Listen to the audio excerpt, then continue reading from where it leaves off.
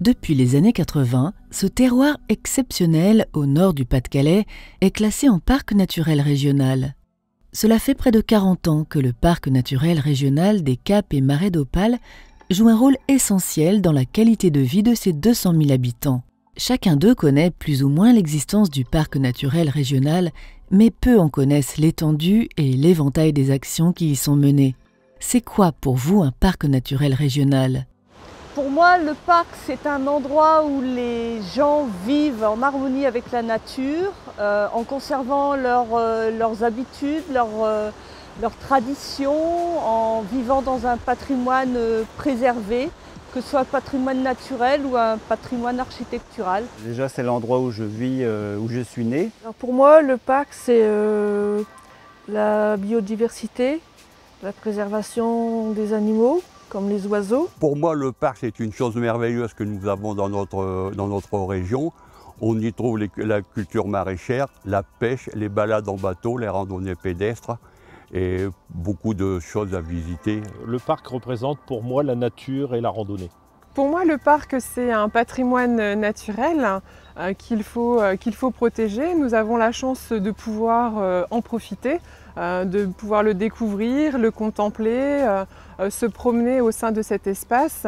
Il est indispensable de le respecter, mais également de le protéger afin de laisser un héritage pour les générations futures. Pour moi, le parc, c'est recevoir les gens qui aiment randonner, qui aiment la nature, qui aiment la convivialité. Ce sont des gens sur un territoire qui ont décidé d'anticiper, de prendre en main un certain nombre d'évolutions, soit pour les anticiper, soit pour éviter éventuellement des impacts négatifs, pour mieux les orienter. Pour moi, le parc, c'est un organisme au service des agriculteurs qui désirent certains renseignements concernant l'agricole.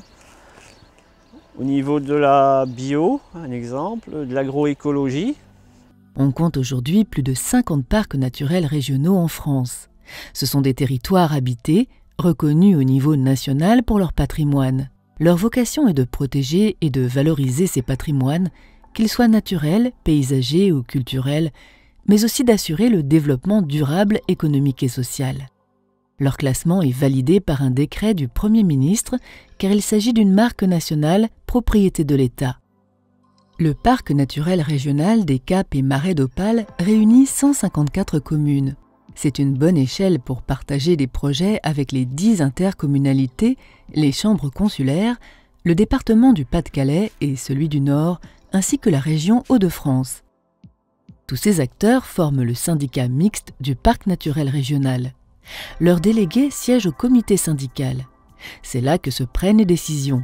Le comité syndical élit un président et un bureau. Ils mettent en place des instances de concertation, commissions, groupes de travail, comités de pilotage. Ces élus décident des actions et en confient la réalisation aux techniciens du parc et aux structures partenaires.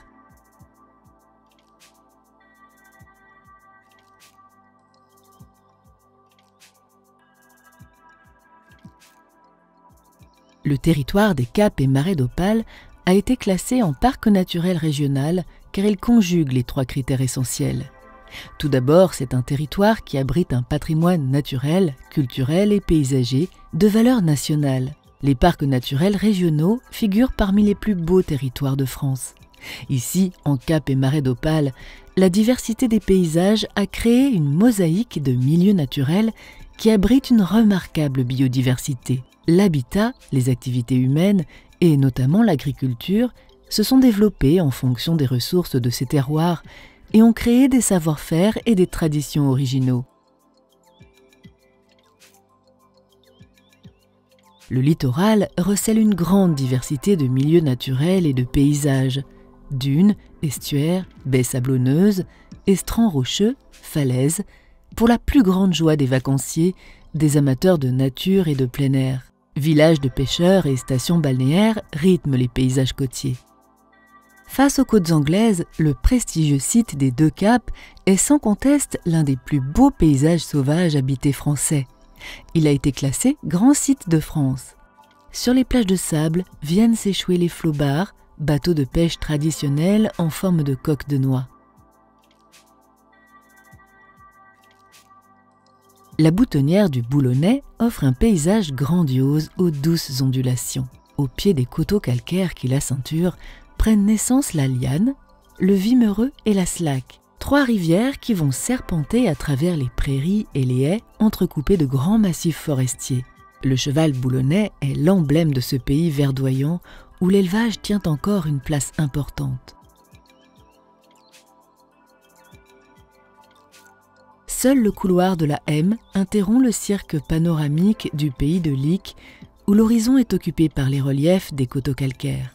Les promeneurs apprécient ces paysages ruraux très préservés. Au-delà de la crête boisée, les derniers vallonnements sont couverts par les cultures jusqu'à Guînes et son marais. Les eaux vives de l'Aa et de ses affluents ont taillé dans la craie des vallées profondes. Les coteaux fortement pentus, piquetés de genévriers, ont retrouvé leur jeunesse avec le retour du pâturage extensif de moutons boulonnais. Les pelouses rases abritent des fleurs somptueuses que courtisent les insectes. Aux portes de la belle ville de Saint-Omer, le dédale des voies d'eau concourt à l'ambiance mystérieuse du marais audomarois. On s'attend à voir surgir Marie Grouette, la sorcière légendaire du marais, devant le pic de l'Escute. Ces paysages sont les fruits de siècles de labeur pour la conquête des terres inondées de l'ancien golfe de la Aa. Ce dernier marais cultivé de France s'est fait le spécialiste du chou-fleur et de l'endive. Mais on y cultive aussi toutes sortes de légumes expédiés dans toute la France. L'exubérance de la végétation et l'omniprésence de l'eau attirent une multitude cosmopolite d'animaux que les amateurs de nature ont plaisir à observer. Le marais audomarois est classé parmi les zones humides d'intérêt international Ramsar et a été désigné réserve de biosphère par l'UNESCO. Le deuxième point fort du parc naturel régional, c'est l'engagement de toutes les collectivités concernées dans un projet de développement du territoire basé sur la préservation et la mise en valeur du patrimoine. Ce projet est écrit noir sur blanc dans un document, la charte du parc. Du conseiller municipal du plus petit village jusqu'au ministre chargé de l'environnement et au premier ministre qui appose la signature finale, chacun des acteurs concernés a approuvé la charte du parc. C'est une démarche libre et volontaire. La charte du parc est approuvée pour une durée de 15 ans. À son issue, le parc naturel régional perd son label s'il ne présente pas une nouvelle charte. L'écriture d'une charte est un long travail de concertation et d'éclosion d'idées nouvelles auxquelles sont associés tous les élus concernés, mais aussi un maximum de socioprofessionnels et d'habitants. La charte du parc ne décrit pas les actions qui vont être menées. Elle définit les orientations qui vont être suivies et précise le « qui fait quoi ». La charte du parc des Caps et Marais d'Opale s'attache à 5 enjeux principaux. La préservation de la nature, la lutte contre le réchauffement climatique, la protection des terres et de l'activité agricole, la participation des habitants à la vie sociale, la vitalité des paysages de qualité.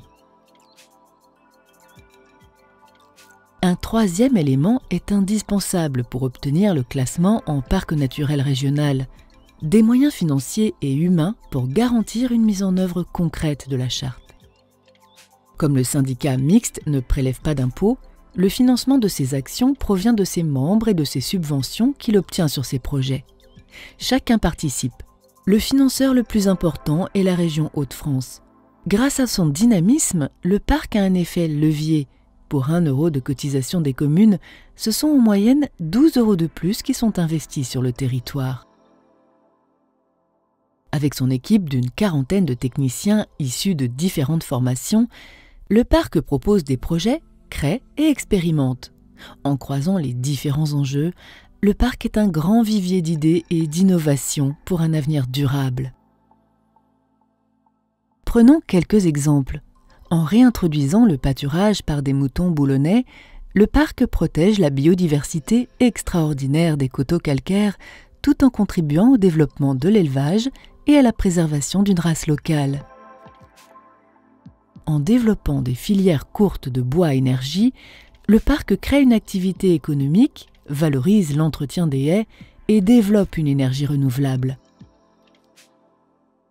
En animant un réseau d'estaminets randonnés, le parc contribue à la vitalité des activités de plein air et apporte une nouvelle clientèle au dernier café de village.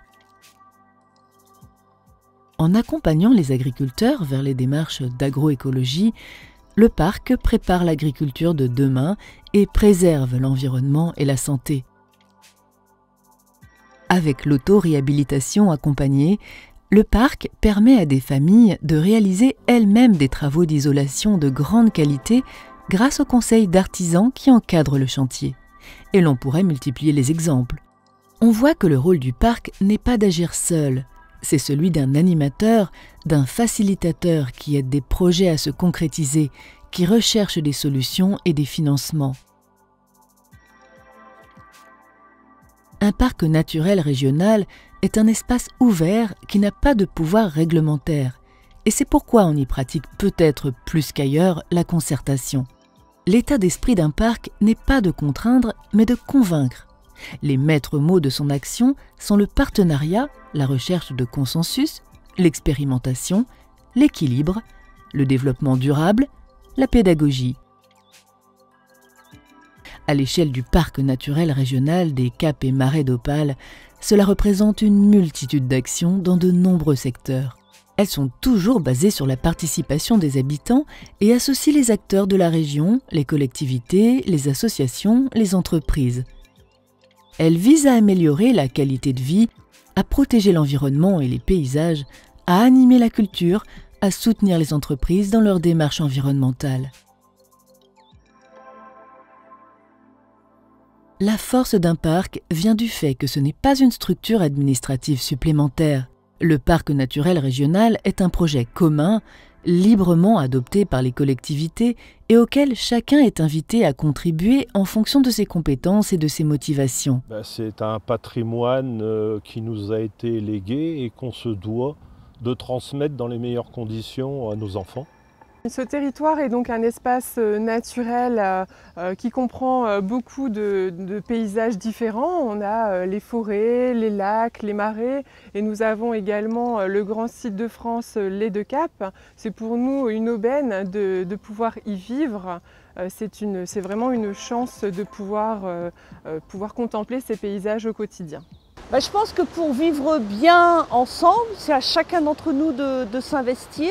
Et pour pouvoir vivre correctement et avec passion et tous ensemble dans un lieu idéal comme l'est notre parc naturel, il est important que chacun apporte sa petite pierre à l'édifice. J'aime bien les témoignages des gens du Nord ou des grandes villes quand ils viennent dans le parc du Cap et Marais d'Opale.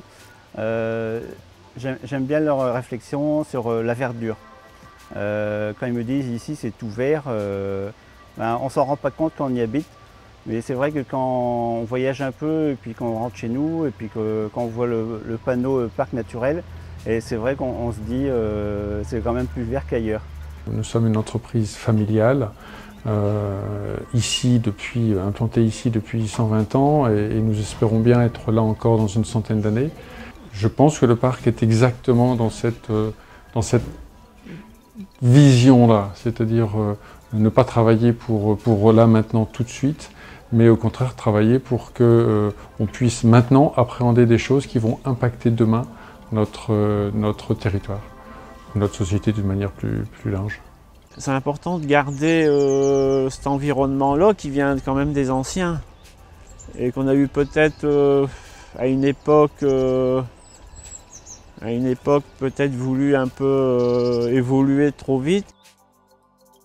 Le parc naturel régional naît d'un rêve, celui d'une vie qui fait la part belle au respect de l'homme et de la planète. Une vie qui n'oppose pas le développement et la protection du patrimoine. Une vie qui recherche l'équilibre entre le social, l'économique et l'environnemental. Avec le parc naturel régional, une autre vie s'invente ici.